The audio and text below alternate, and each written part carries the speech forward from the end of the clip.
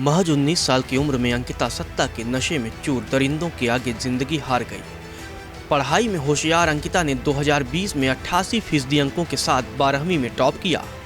इसके बाद hotel management course पूरा किया। बीते 28 अगस्त को उसने ऋषिकेश के वनतारा रिजॉर्ट में नौकरी करना शुरू किया, लेकिन उसे क्या पता था कि जहां काम कर वह परिवार के सपनों को पूरा करना चाह रही है, उसी रिजॉर्ट का मालिक उसकी ज़िंदगी छीन लेगा। अब अंकिता हमेशा हमेशा के लिए चली गई, लेकिन उसकी मौत ने सिस्टम पर गहरा दाग लगा दिया। मौत से ठीक एक दिन पहले अंकिता ने अपने दोस्त से बात कर पुलकितार के करतूतों का खुलासा किया था। शायद उसे पता नहीं था कि यह दिन उसकी ज़िंदगी का आखिरी दिन होने वाला है।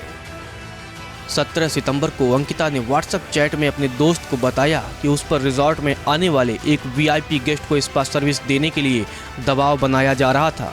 बदले में उसे 10,000 रुपये देने का लालच दिया गया। रिजॉर्ट मैनेजर ने अंकिता पर दबाव बनाया कि अगर उसने बात नहीं मानी तो उसे नौकरी से निकाल दिया जाएगा।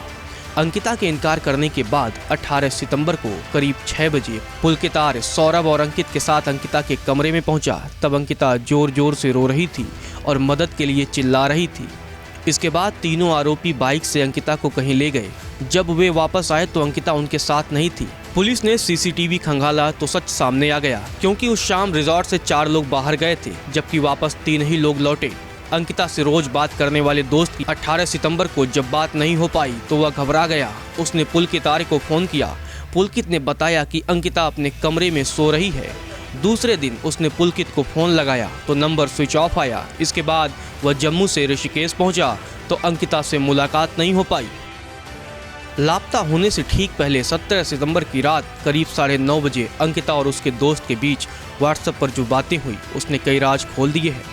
इस रिजॉर्ट में बहुत इनसिक्योर फील होता है, मैं क्या बोलूं। अंकित मेरे पास आया और बोला कुछ बात करनी है, फिर मैं उसके साथ चली गई। कॉल करके बताओ क्या हुआ। नहीं, आवाज़ आएगी। चलो ऐसे ही मैसेज करके बताओ। उसने बोला कि सोमवार को वीआईपी गेस्ट आ रहे हैं तो उन्हें एक्स्ट्रा सर्विस चाहिए। मैंने कहा कि मैं क्या करूं? तो बोला कि तुम कह रही थी कि स्पा वगैरह करोगी। मैंने बोला कि एक्स्ट्रा सर्विस की बात हुई थी, स्पा की बात कहाँ से आ गई? फिर वह बोला कि गवारों वाली हरकतें मत करो, गेस्ट देख रहे हैं। आपने स्पा के बारे में क्या बोला? अंकिता ने कहा कि मैंने ये नहीं कहा कि आप करो इसे। मैं बोल रहा हूँ कि अगर आपकी पहचान में कोई लड़की होगी तो बताना, क्योंकि गेस्ट 10,000 रुपये दे रहा है। उनको बोलो कि मैं शरीफ घर से हूँ, ऐसी सर्विस मैं नहीं दे सकती। हाँ, बोला मैंने उसको कि मैं गरीब हूँ। तो तुमने क्या सोचा कि 10,000 के लिए बिक जाऊंगी? तुम्हारे इस रिजॉर्ट के लिए मैं समझ रही हूँ कि दूसरी लड़की वाला उन्होंने इसलिए बोला कि मैं 10,000 के लालच में आकर मान जाऊँ। एक्स्ट्रा सर्विस मतलब सेक्सुअल रिलेशनशिप। हाँ पता है। आर्य ने सौरभ विष्ट को भी अपने रूम में बुलाया और करीब 1 घंटे तक बातचीत की। अंकित ये बात करने के बाद बोला सर को मत बताना, लेकिन मुझे पता है कि आर्य को सब पता है। इन तीनों ने जानबूझकर बोला ताकि मैं इनके पैसों के लिए हाँ कर दूं। उसको अच्छे से समझा दो कि ऐसे ऑफर्स ना लाए। आगे से कुछ बोला तो मैं यहाँ काम नहीं करूँगी, इतना गंदा होटल है। रिजॉर्ट में एक आदमी था, उसने मुझे गले लगा लिया, उसने शराब पी रखी थी। मैंने उसे कुछ नहीं बोला। अंकित ने भी बोला कि कुछ मत बोलना वरना लड़ाई हो जाएगी। कौन है वो? इसका नंबर निकालो, मैं इससे पर्सनली मिलूंगा आकर।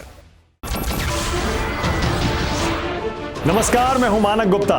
अगर आपको हमारा ये वीडियो पसंद आया हो तो इसे लाइक और शेयर जरूर करें, और हाँ, हमें सब्सक्राइब और फॉलो करना ना भूलें ताकि आप देश और दुनिया की कोई खबर मिस ना करें। तो जुड़े रहिए हमारे साथ और देखते रहिए न्यूज़ 24।